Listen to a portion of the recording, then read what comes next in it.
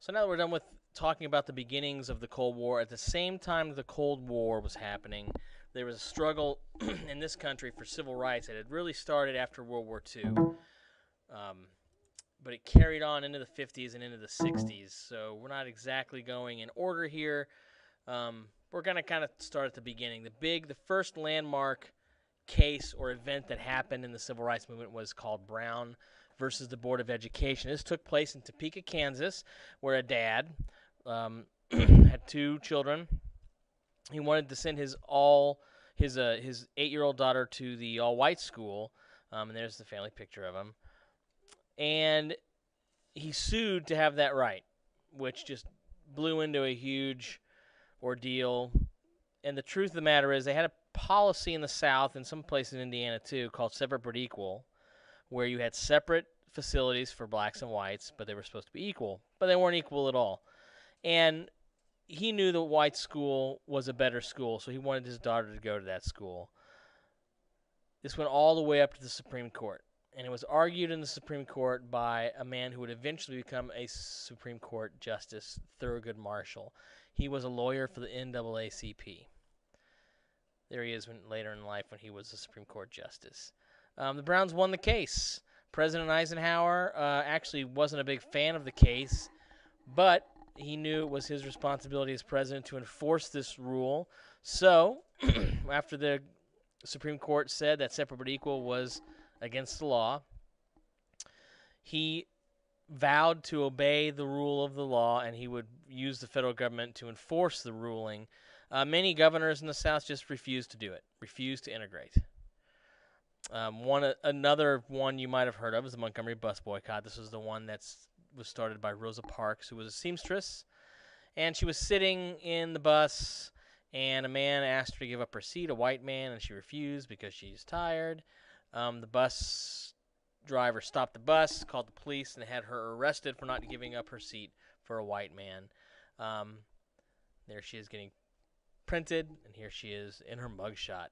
What they didn't know is that Rosa Parks was also a NAACP secretary in her part-time, so she got the NAACP involved, and they organized a boycott where African Americans refused to use the city bus system.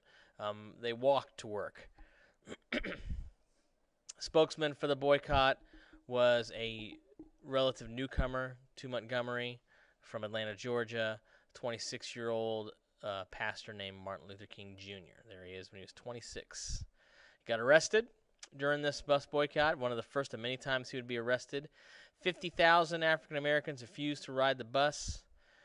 They had huge rallies where white people joined black people and religious leaders joined Martin Luther King, and the Supreme Court ruled that bus segregation was unconstitutional, was illegal.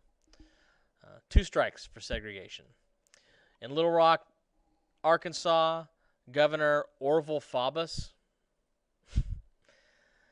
he claimed he could not keep order if he was forced to integrate the high school at Little Rock, and he refused to integrate the high school at Little Rock. He placed the National Guard at schools to prevent non-African American students from attending Little Rock High School. There they are with their sponsor. And there's Little Rock today. It looks very much like it did back then. Kind of looks like some of the older high schools in IPS. Eventually, that lady looks nice, doesn't she? Eventually, President Eisenhower, who vowed to enforce the Brown versus Board of Education ruling, which desegregated schools, he enforced the ruling in Little Rock, and he sent the National Guard, which were U.S. Army soldiers, from Illinois, because he wasn't going to send the National Guard from Arkansas to do it. He sent the National Guard from Illinois down to Arkansas to walk to and from school, the Little Rock Nine. And I love this guy here who's like, oh, come on, we're just trying to be racist. Give us a break. But there they are getting this National Guard, walking them to class and from class. Of course, this school today is a majority African Americans. It's in the city, in the downtown part of Little Rock. Sit-ins began to pop up all over the place. They started in 1943 in Chicago. Business owners had to decide how they were going to, or if they were going to segregate their businesses? Were they going to allow black people to come in and eat at their usually lunch counters, or were they going to allow disruptions to happen with people sitting in? Here they are sitting in, these four, and here are these people sitting in too, getting food poured on them by these awesome citizens. Thousands of students, mostly college students, got involved in sit-ins. Martin Luther King would speak to these students and told them that getting arrested was like a badge of honor you could wear for the rest of your life if you got arrested for this just cause.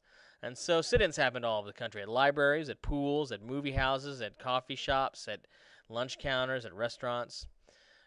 Freedom Rides was something that happened in the summer of, I think, 67. It was called Freedom Summer. The interstate bus travel was desegregated by the courts. So you couldn't travel between states in segregated buses. But nobody challenged it. People still, the bus lines in the South still segregated the bus lines despite the court order. So blacks and African Americans and volunteers, white volunteers from the North, began to ride on these buses to kind of provoke a confrontation with the police. Riders were often met with violent mobs. Here you can see one of the Greyhound buses they were on was firebombed.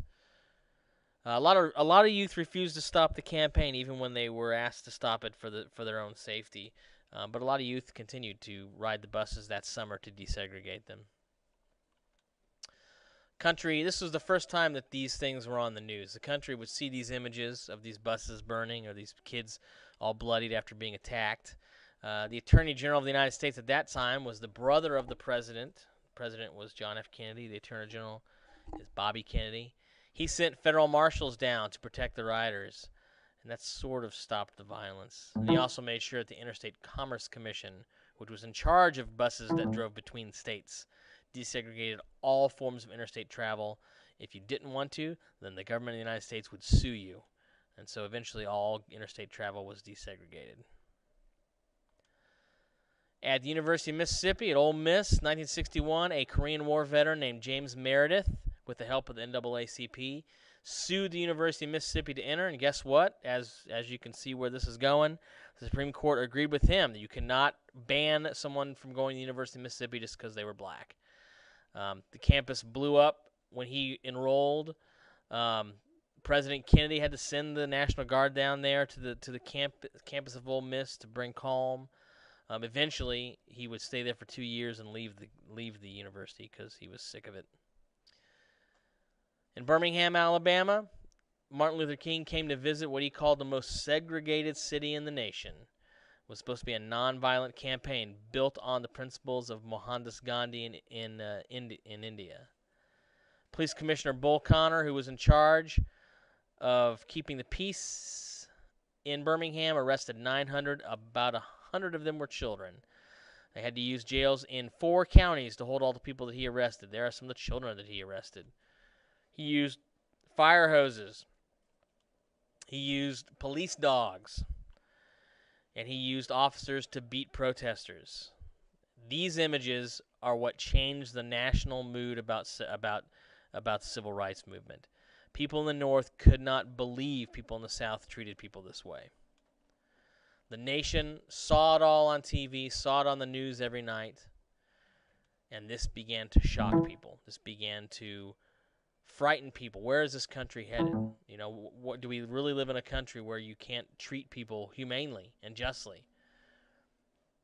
In Birmingham, again, they won. City facilities were desegregated. Hiring practices were improved. An interracial committee was set up to watch over those hiring practices in the city. Martin Luther King went to jail and wrote an essay called Letter from Birmingham and it was one that was printed in every newspaper in the country, and it was another thing that began to change people's minds. And that's enough for civil rights. We'll finish the civil rights lecture next lecture.